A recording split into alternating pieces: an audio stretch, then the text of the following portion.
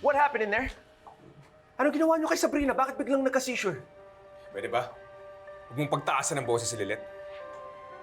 Dahan-dahan ka sa pananalita mo, ha? Wala kaming ginagawang masama, kaya huwag kami ang sisihin mo. Eh, sino dapat sisihin ko? Kayo lang naman kasama niya sa kwarto, di ba? Just to clarify, nag-start lang yung seizure ni Sabrina nung pumasok kayo sa kwarto. Hindi kaya ikaw yung reason and trigger ng seizures niya? And there you go again, Ate Lilet. Alam mo, kung ano-ano na lang yung mga nai-imagine mo, no? Para lang palabasin na masama yung fiancé ko. Don't you ever get tired of inventing stories para lang siraan si Renan? Ha? Hindi ako naninira, Ira. Abogado ako. I'm just trying to connect all the facts. And what facts?